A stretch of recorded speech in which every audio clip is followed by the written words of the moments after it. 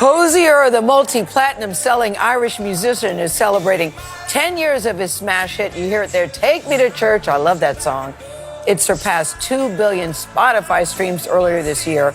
And his highly anticipated third studio album, I love this title, Unreal Unearth, is out today. Hozier spoke with Anthony Mason about the heartbreak that shaped his deeply personal new music. Let me put my lips to something. 3.5 years ago, Andrew Hozier Byrne had new music he was almost ready to release. Then the pandemic hit. The world sort of changed, and it felt like a lot of the work was frivolous sort of in the face of everything. So I did sort of scrap a lot of ideas, and I did struggle to write and to sort of rise to the moment, as it were. What was the struggle about? I think as things quietened and I had to spend a lot of time with myself, I wasn't the best company. So I just think I had to do a bit of internal janitorial work and sort of... That janitorial work meant much of that original music ended up in the junkyard. Do you kind of keep a junkyard of ideas? Yes, yeah. It's called my brain. My phone is like, yeah, it's hundreds of memos. Yeah. The album that's finally emerged, his third, is called Unreal Unearth. Hozier's janitorial work also involved dealing with a painful breakup. He sings about it poignantly on the album. Funny how true colors shine in darkness and in secrecy. If there were scarlet flags, they washed out in the mind of me. But talking about it proves more difficult. There's a lot of love and loss in this record. Yeah. What's that come from?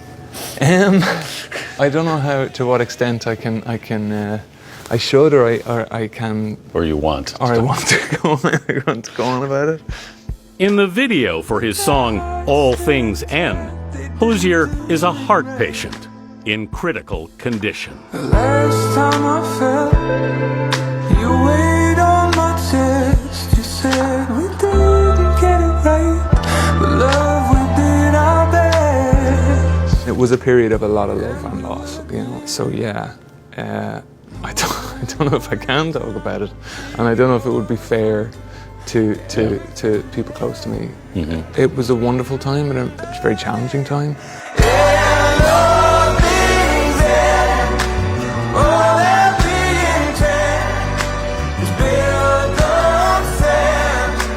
Did you make peace with it?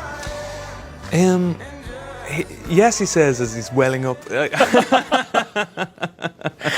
I guess I don't know. You're still working on it. Yeah, I made an album. I don't know well, what's it going to be like to sing that album? I don't know if it's anything like this. Sorry. Okay, no, just I was on the brink.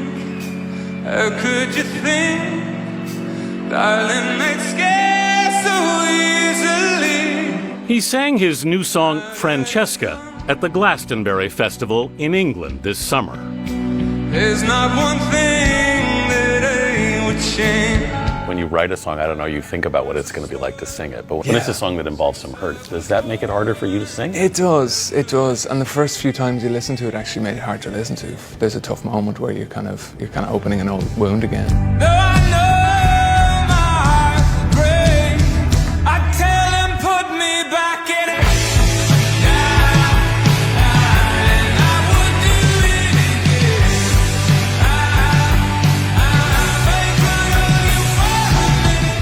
Well, if you put that in, then it makes the song real. Yes, and I can say that, yeah, there's a lot of, for sure, Sometimes it can be too real. It's a bit too real, yeah.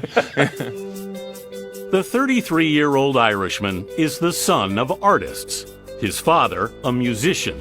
His mother, a painter, who did the artwork for his first 2 albums. I want to make sure that I don't drop the needle onto this. At the restaurant Mano Mano, where we met, we pulled out some vintage vinyl. You're doing A or B? Hozier chose Simon & Garfunkel's 1968 album, bookends. Let's do A. I love America. America's one of my favorite songs of all time. Open a show. Did you have this album in your house? I did. Did I have it? I think my dad had it on vinyl, but I remember as a kid, my mom had it on CD and used to play it. I mean, if you have a songwriting idol, who would it be? Paul Simon is up there. Yeah. Definitely.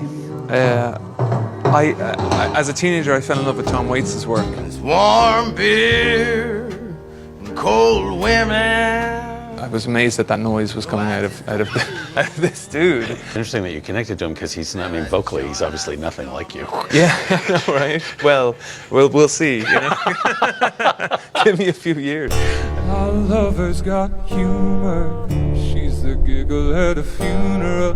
Hozier was 23 when his 2013 single, Take Me to Church, made him an international star. The song went to #1 in at least a dozen countries. And earlier this year was certified diamond in the U.S. for sales of more than 10 million units.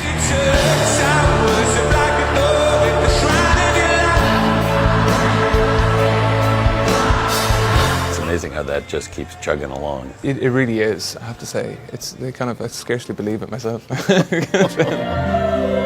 A decade on, he still finds great mystery in the music. Where do those melodies come from? That's the tricky one, you know. I would think it would feel magical when it's working. It really does. Yeah. You kind of catch a wave, and everybody has that little look around the room where it's like, oh, hey, what was that? You know, just sing that again. You know, that's very freeing. It's very, that's a good feeling. Yeah, and he'll be on tour in the U.S. in the fall. Hozier live is really phenomenal. I mean, as beautiful as that voice is on record, live, it's extraordinary. I've always liked Take Me to Church. Tell him I'm so sorry for screwing up his name in the first reference. Because You're not the first, believe me. Because I certainly know his music. But now you give us an insight into the man. I now want to hear everything. The heartbreak really got to me, Anthony. Yeah, this is a terrific album. A lot of people are saying it's the best album he's done. He's ever done. I've been through it a whole bunch of times, and every time I go through it, I find a different song I like the most, which is always to me a real sign of a great album. Are you surprised it's only his third? Because to have that type of success so early. Yeah, I think the pandemic slowed this down and caused him to recalibrate. As he said, he basically threw out a good part of what that album was going to be. Just didn't think it was. You know, it had enough substance to it. He's such a surprising songwriter, and he's actually witty in conversation. Yes, he's a lovely guy. Lovely guy. I always have a great time talking to him. I can see that. He's got great hair, too. Not that matters, but he does have great hair. Also, really he's nice. about 6'12". He's very tall. 6'12". Anthony, thank you very much.